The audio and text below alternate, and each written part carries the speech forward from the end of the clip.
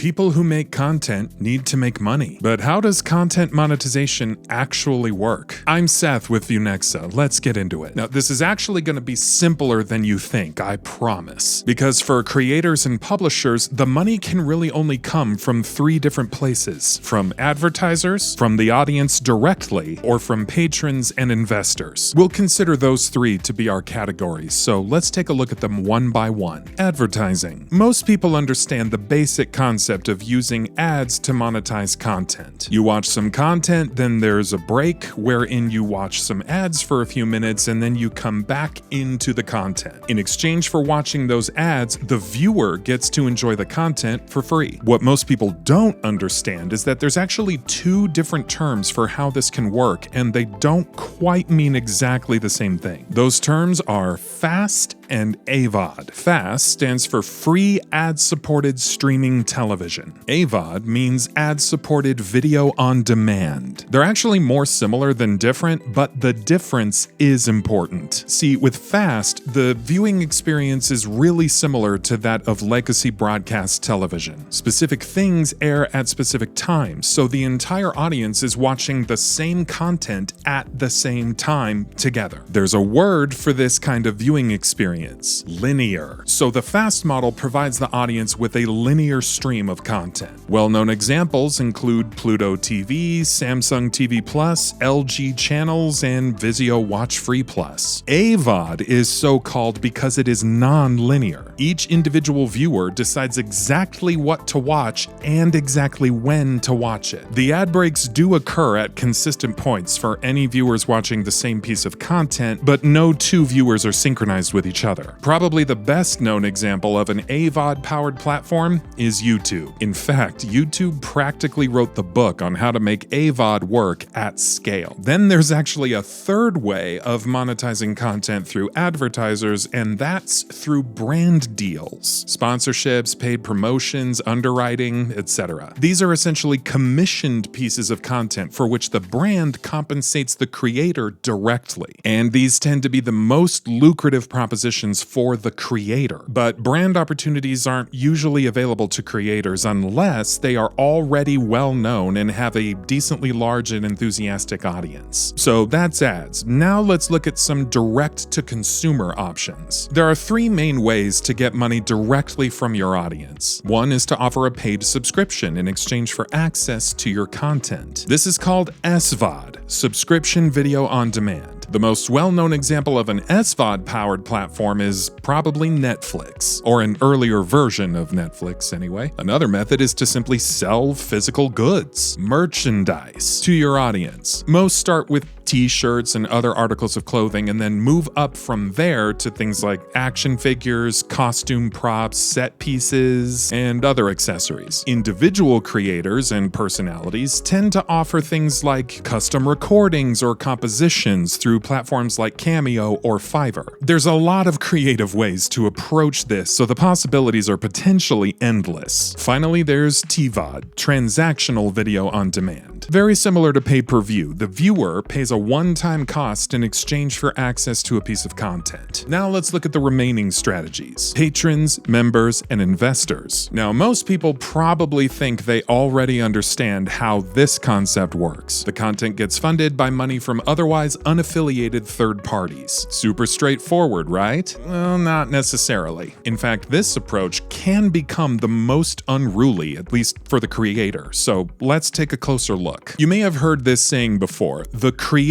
economy runs on Patreon. For those who don't know, Patreon is an online platform where anyone can go find a creator they want to support and sign up for a monthly patronage paid to that creator. But to attract and incentivize patrons and also compete for patronage, creators usually offer specific tiers with certain perks and exclusive benefits. There's obviously no rule book for how many tiers there should be or what specific things should be offered in a given tier, so the options are basically infinite and entirely at the creator's creator's discretion. If that doesn't sound tenable, social media platforms are starting to offer a bit of an alternative. YouTube, for example, recently started allowing something called memberships. A membership to a YouTube channel differs meaningfully from a subscription because a subscription comes at no cost at all to the viewer, but a membership does come at a monthly cost that is paid directly to that channel's creator, with of course a cut of it going to the platform. Finally, there's always the option of going to find an investor to front load the cost of production as much as possible. Naturally, the risk associated with that approach is that investments usually come with strings attached. Investors want to see ROI at some point, lest things get messy. There are always crowdsourced alternatives like GoFundMe and Kickstarter, but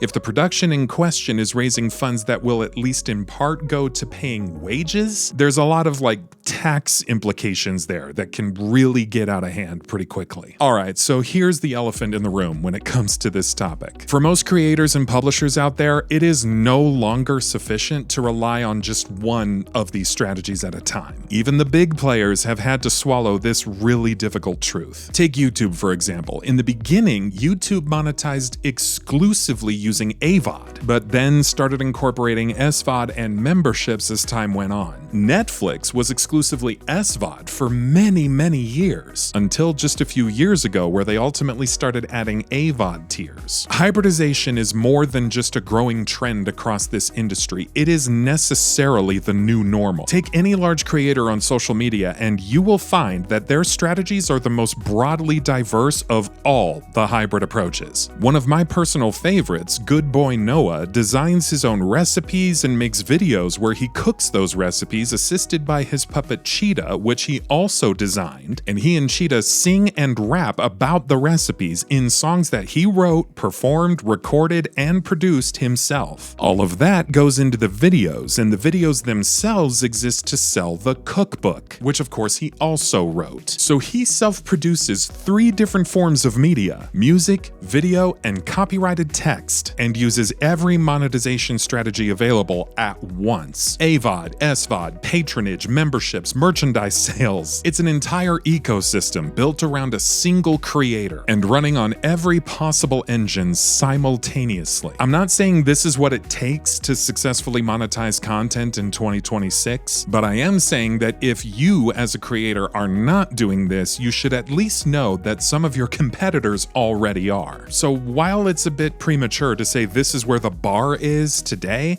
that might become where the bar is not too long from now. In conclusion, the good news here is that there are a lot of ways to turn content into money. The bad news is that as time goes on, it becomes increasingly necessary for creators and publishers to incorporate more and more of these strategies at once just to sustain operations. It is a lot to handle, but it can be done. And if you need help wrapping your head around it all and figuring out how it all applies to you, you're not alone. Fill out the form at the link below to request a free consultation from me or any of the other streaming experts at ViewNexa. We'll have a look at your library and give you some useful feedback on how best to distribute and or monetize it. And if you already have a plan and are maybe looking to partner with a distributor, ViewNexa can help you there too, so reach out. Let's have a chat. Next time, we'll talk about metadata and how crucial its existence, curation, and optimization are to your discoverability and visibility. Until then, this is Seth from ViewNexa signing off.